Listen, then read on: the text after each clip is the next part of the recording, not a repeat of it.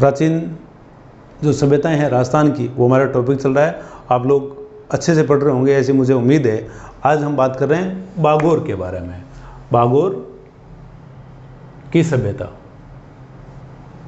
बागोर सभ्यता की यदि हम बात करें तो आप देखो कि बागोर जो है ये कहाँ, फिर आप देखो उत्खनन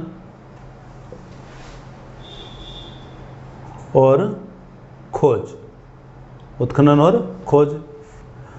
फिर हम देख लेते हैं ये जो सभ्यता है किस प्रकार की सभ्यता है, प्रकार हम देख लेते हैं। और फिर हम देख लेते हैं यहाँ से आपको क्या क्या साक्ष्य आपको प्राप्त हुए हैं।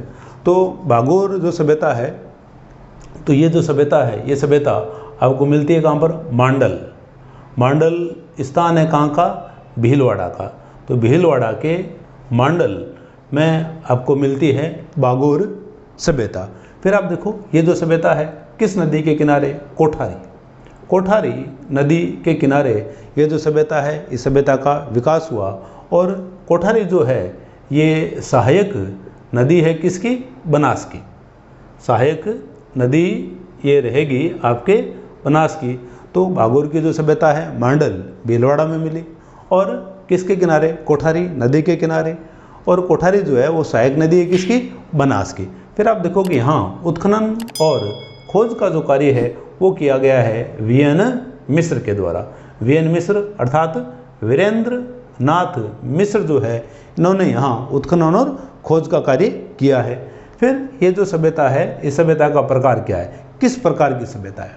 बहुत ही महत्वपूर्ण फैक्ट है ये, आप इसको ध्यान रखेंगे कि ये जो सभ्यता है पनपी है मध्य पाषाण काल के अंदर, मध्य पाषाण काल के अंदर। तो बहुत बार प्रश्न आता है इनमें से कौन सी सभ्यता मध्य पाषाण काल की है? तो आप देखो राजस्थान की बागोर, और एक स्थान है आपके तिलवाड़ा के अंदर।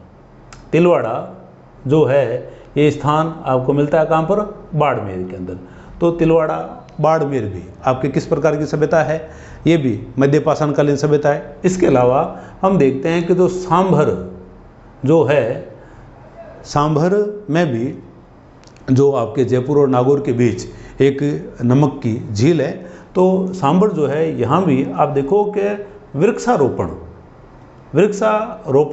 के आपको साक्ष्य मिले हैं। और ये वृक्षारोपण के जो साक्ष्य हैं वो कैसे हैं? आपके मध्य पाषाण काल के। तो इन चीज़ों को भी आप ध्यान रखेंगे। तो ये आपके मध्य पाषाण काल की सभ्यता रही है।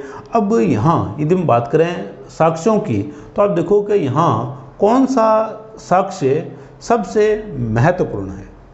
तो सबसे महत्वपूर्ण जो साक्ष्य है वो है पशुपालन। पशुपालन।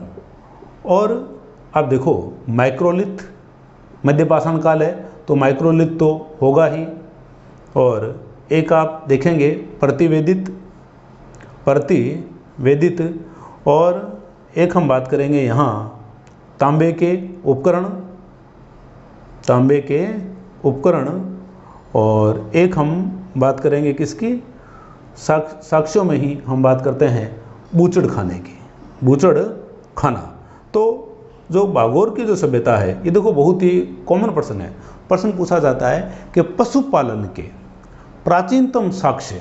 और आप देखें कि किसी भी बोर्ड ने या किसी भी पीएससी ने आज तक जितने भी प्रश्न पूछे हैं उनमें यही प्रश्न ज़्यादा बार पूछा गया है कि पशुपालन के प्राचीनतम साक्ष्य कहाँ मिले हैं। तो पशुपालन के प्राचीनतम जो साक्ष्य हैं वो कहाँ मिले? आपके बागोर के अंदर है। ठीक है, बागोर नाम यदि नहीं देगा तब उत्तर क्या हो जाएगा? भीलवाड़ा। और कोई नदी दे दे तब आपका उत्तर क्या हो जाएगा? कोठारी।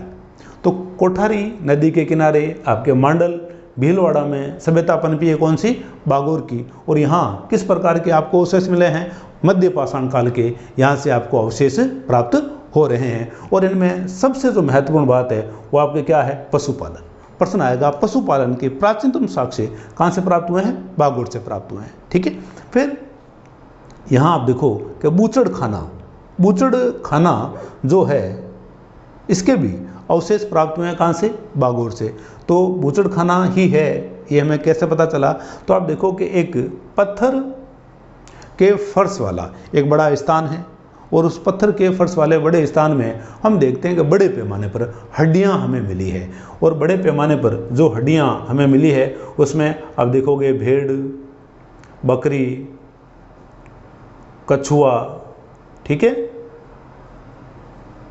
और अन्य कई और जानवर, जिसमें जंगली भी जानवर भी है, जंगली जानवर के साथ साथ क्या है? पालतू जानवर भी है। तो यहाँ से जंगली और पालतू दोनों प्रकार के जो जानवर हैं उनकी हड्डियों के यहाँ से अवशेष प्राप्त हुए हैं। लेकिन ज़्यादा मात्रा में जो हड्डियाँ मिली है वो किसकी है? भेड़ और बकरियों की।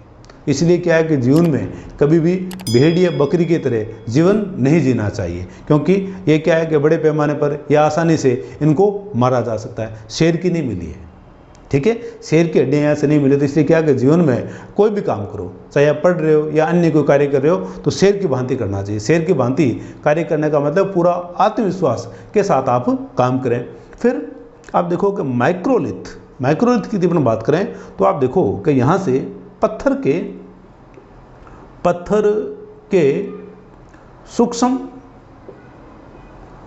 उपकरण या औजार या हथियार भी आप उनको कह सकते हो, सूक्ष्म औजार मिले हैं। और आप देखो कि जो वीएन मिस्र हैं, वीएन मिस्र इस बात को कह रहे हैं कि बागोर में सर्वाधिक मात्रा में, ये देखो वीएन मिस्र का मत है ये कि सर्वाधिक मात्रा में जितने भी मध्य पाषाण काल के स्थल हैं उन स्थलों में सर्वाधिक मात्रा में जो माइक्रोलिथ मिले हैं, माइक्रोलिथ जो मिले हैं वो कहाँ मिले हैं?